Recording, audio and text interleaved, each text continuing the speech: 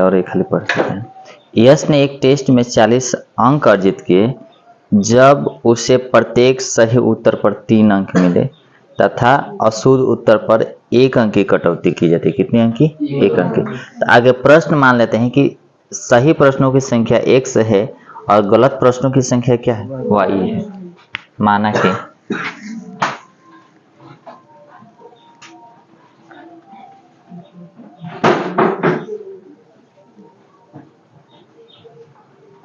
कि सही प्रश्नों की संख्या बराबर x तथा गलत प्रश्नों की संख्या बराबर y। माना कि सही प्रश्नों की संख्या x तथा गलत प्रश्नों की संख्या क्या है? y है। क्या है? y है।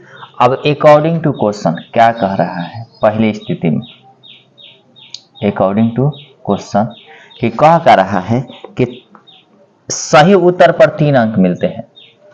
सही उत्तर पर क्या मिलते हैं? 3 गुणे सही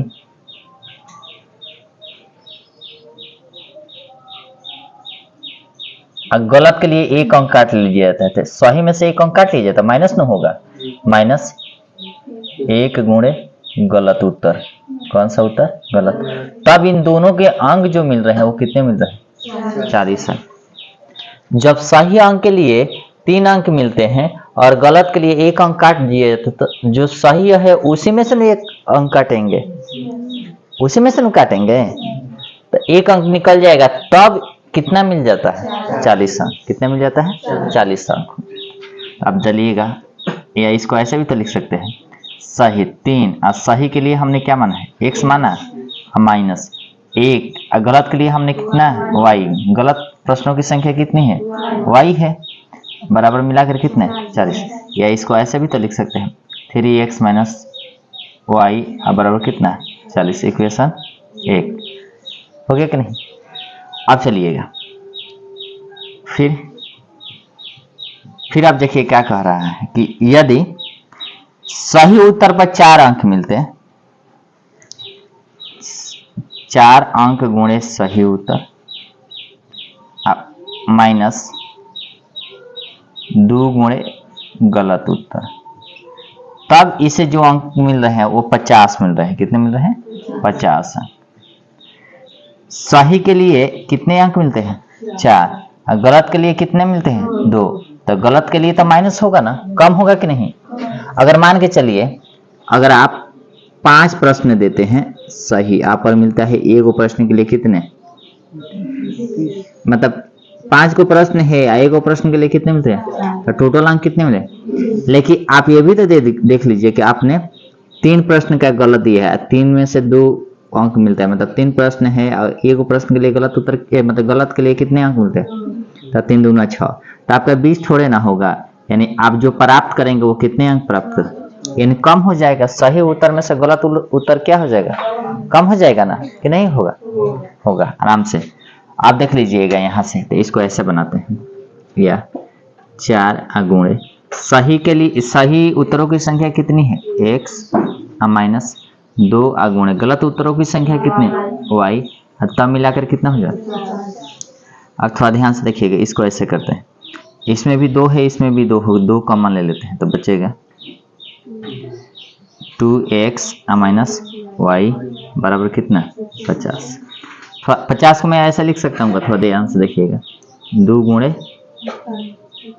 25, 2 गुणे इधर भी 2 है, इधर भी 2 है, 2 से 2 का हो गया खत्म, यानी ऐसा हो जाएगा 2x - y बराबर कितना? 25। इक्वेशन कितने हो गए?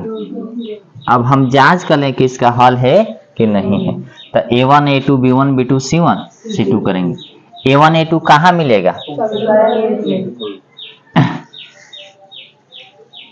यहाँ a1 बराबर b1 बराबर c1 बराबर a2 बराबर b2 बराबर और c2। a1 का मान कहाँ है? 3 है, और B1 के मान -1 और C1 के मान 40। A2 के मान 2 और B2 के -1 और C2 के मान 25। चलिए A1 बटे A2 बराबर A1 के मान कितने हैं 3, A2 के मान कितने हैं 2, B1 के मान कितने -1 बटा में -1, माइनस से माइनस खत्म। अब थोड़ा ध्यान से देखिएगा, ये तो दोनों बराबर नहीं है, 3/2 है, 1/1 है कि नहीं है। अब बराबर नहीं है इस चूंकि लिखेंगे, चूंकि A1 A2 बराबर नहीं है B1 B2, और जब बराबर नहीं होता तो हल होता है ना, तो लिखेंगे हल है, एक हल है चाहे हल है। और जब हल है तो हमें इस क्वेश्चन में कह रहा है कि किसी भी विधि से हल कर दीजिए, या तो आप विलोपन विधि कर लीजिए, या प्रतिस्थापन विधि कर लीजिए, या रजगुणन विधि कर लीजिए। तीनों में से कोई विधि आप क्या कर लीजिएगा, हल कर लीजिए। क्या कर लीजिए, हल कर लीजिए। तो हम जो करेंगे वो विलोपन विधि करेंगे। अब थोड़ा सा ध्यान से देखिएगा कि विलोपन विधि ही करेंगे। यहाँ देखिएगा, यहाँ पर भी y है और इसमें भी y है, तो किसी से नहीं है, बस क्या कर देना है, आपको घटा देना है। यानी समीकरण 1 में से समीकरण 2 को क्या करने पर, घटाने पर। समीकरण 1 में से 2 को घटाने पर, क्या करने पर, घटाने पर। चलिए, तो समीकरण 1 कहाँ है, 3x - y बराबर कितना 40, में से घटा दीजिए 2x - y, ये माइनस हो जाएगा, ये क्या हो जाता है प्लस, ये क्या होता है माइनस, क्योंकि इसके आगे पहले से प्लस है तो माइनस, फिर माइनस है तो प्लस, प्लस है तो माइनस। y से y खत्म, 3 में से 2 जाएगा तो x बचेगा ना, बराबर 40 में से 25 जाएगा तो कितना बचेगा 15, यानी x का मान कितना आ गया 15। अब x का मान उठाना है, समीकरण 1 या 2 में क्या कर देना, रख देना। x का मान समीकरण 2 में रखने पर, समीकरण 2 में रखने पर, x का मान समीकरण किस में रखने पर, 2 में रखने पर। चलिएगा 2x - y बराबर कितना 25, या 2 तो 2 गुणे x का मान कितना है 15 - y बराबर कितना 25, या 15 दूना 30 - y बराबर 25।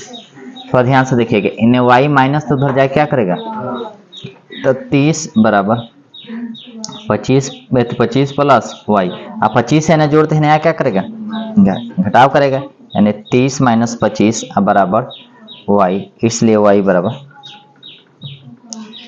30 में से 25 जाएगा तो कितना बचेगा 5।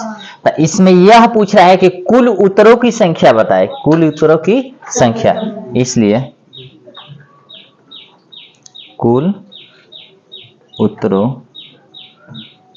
कुल प्रश्नों की संख्या, इसलिए कुल प्रश्नों की संख्या बताएं। कुल प्रश्नों की संख्या पूछ रहा है, क्या पूछ रहा है, कुल प्रश्नों की संख्या क्या है बताए, कुल प्रश्नों की संख्या, कुल प्रश्नों की संख्या बराबर कुल प्रश्न कब होंगे, गलत और सही मिलाकर, यानी x प्लस y, तबे तो होंगे कुल प्रश्न।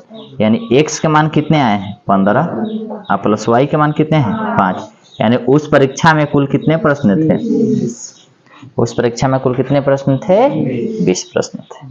बस समझ में आ रही है।